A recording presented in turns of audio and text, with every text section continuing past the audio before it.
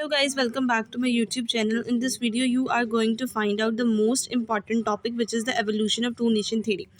अब हम यहाँ पे ये देखेंगे कि ऐसी क्या वजह थी कि सर सैयद अहमद ख़ान को ये मजबूर होना पड़ा कि वो टू नेशन थेरी का दो कौमी नज़रिए का जो है वो इत्तेफाक करे, वो उनको एक राय पेश करे कि पाकिस्तान जो हमारे पास इंडिया है, सब कॉन्टिनेंट है, वहाँ पे दो नेशंस होती हैं। तो ऐसी क्या क्या वजूहात थी वो हम देखेंगे। सबसे पहले आपको तो वॉर ऑफ इंडिपेंडेंस तो पता होगा, जो हुई थी 1857, जहाँ पे इंडियंस और मुस्लिम्स साथ मिलकर ब्रिटिश को भगाना चाह रहे थे सब कॉन्टिनेंट से, लेकिन ब्रिटिश जो है वो इंडियंस और मुस्लिम पर गालिब आ गए। और वहाँ से क्या आया कि हम वहाँ से देखते हैं कि फिर जो है सारा इल्ज़ाम हिंदुओं ने बड़ी चापलूसी से मुसलमानों पर डाल दिया। अब यहीं पे वो देख रहे हैं कि एवोल्यूशन क्यों हुई है टू नेशन थ्योरी के। ये एवोल्यूशन हुई है, आपको सबसे पहले याद रखना है, वॉर ऑफ इंडिपेंडेंस के बाद हुई है।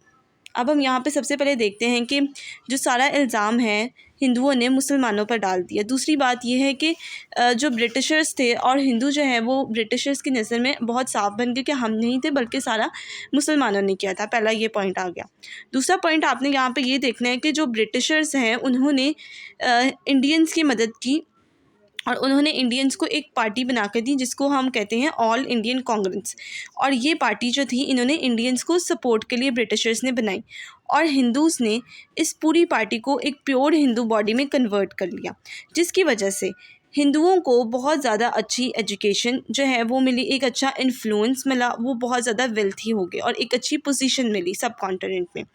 अब इसके बाद क्या आता है, जब मुसलमानों पे सारे जुल्म के पहाड़ टूट रहे थे और जो एट दैट टाइम वहाँ पे सिर्फ ये कॉन्फ्लिक्ट होता था कल्चरल और सोशल मैटर पे, मुसलमानों और हिंदुओं के दरमियान कॉन्फ्लिक्ट रहता था, ना कि रिलीजियस पे।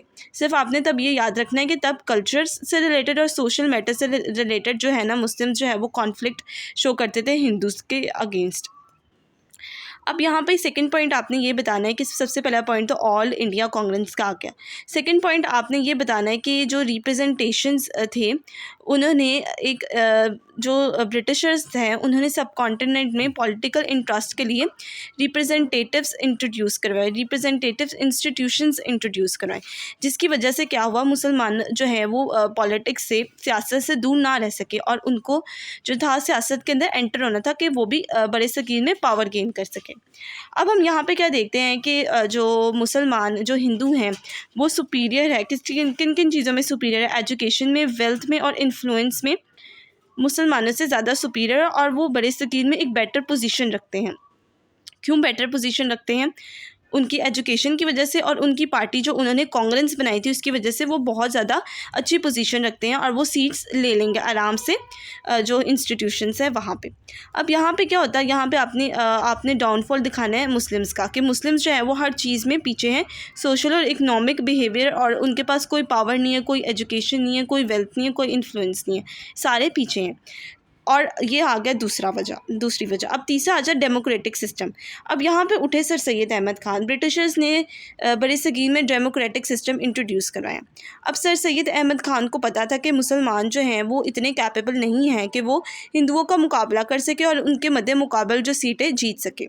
सो यहाँ पे क्या करते हैं, सर सैयद अहमद ख़ान मुसलमानों को सियासत में हिस्सा लेने से मना करते हैं और वो कहते हैं कि आप लोगों ने सियासत में हिस्सा नहीं लेना। मुसलमानों को कहते हैं आपने अपनी एजुकेशन पे फोकस करना और आपने ट्रेनिंग्स लेनी है, आपने अपना पॉलिटिकल कैरियर बनाना है, फिर आप जो है बड़े सगीर में एक पॉलिटिकल अपना इन्फ्लुएंस कायम करने में कामयाब होंगे, वरना आपके जो हकूक़ है वो आपको नहीं मिलेंगे, क्योंकि हिंदूज़ जो हैं वो पावर में हैं और उनकी जो एक रेपुटेशन है वो ब्रिटिशर्स की नज़र में अच्छी है। सो ये थी तमाम वजह evolution of two nation theory. इसके अंदर मैं आपको एक समअप कर देती हूँ कि सबसे पहले क्या था, वॉर ऑफ इंडिपेंडेंस के बाद मुसलमानों पे सारे जुल्म के पहाड़ टूटना शुरू हो गए और सारा ब्लेम जो है वो मुसलमानों पे डाल दिया। दूसरी बात ये कहते हैं कि इंडिया जो है ना, उन्होंने एक कांग्रेस, ऑल इंडिया कांग्रेस के नाम से इंडिया में एक तहरीक बनी जो कि सिर्फ इंडियंस को सपोर्ट करी थी, लेकिन अगर हम ओवरऑल देखें तो उन्होंने इंडियन जो कांग्रेस है वो दोनों पार्टीज़ को रिप्रेजेंट करती है, मुस्लिम भी हिंदू को, लेकिन हिंदूज़ ने उसको प्योरली अपनी पार्टी में कंसिडर कर दिया था, जिनकी वजह से उनको एक अच्छा एजुकेशन, अच्छा कल्चर उनका प्रमोट हो रहा था अच्छे तरीके से, अच्छी वेल्थ अमीर हो रहे थे वो, और अच्छा इन्फ्लुएंस और अच्छी पोजीशन मिल रही थी सब बड़े सगीर में और ब्रिटिशर्स के सामने भी।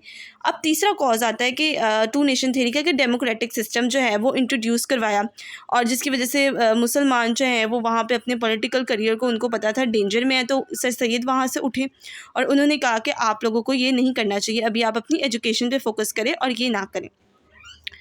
और यही है टू नेशन थ्योरी। अब टू नेशन थ्योरी के जो बेसिक बुनियाद है वो ये है, उर्दू हिंदी कंट्रोवर्सी, ये टू नेशन थ्योरी की बेसिक बुनियाद है, और ये हम अपने पार्ट 2 में डिस्कस करेंगे। मैं वीडियो इसलिए छोटी बना रही हूँ ताकि आपका अटेंशन जो स्पैन है वो अच्छी तरीके से लें, और आपको जो ये इंट्रोडक्शन की है चीज़ें ये आपको समझ आनी चाहिए। जो हम मेन मकसद है एवोल्यूशन का वो उर्दू हिंदी कंट्रोवर्सी है। सो ये हम अपनी नेक्स्ट वीडियो में पढ़ेंगे। So stay tune with my YouTube channel, और if you like this video so you can like share and subscribe my YouTube channel. Thank you for watching this video.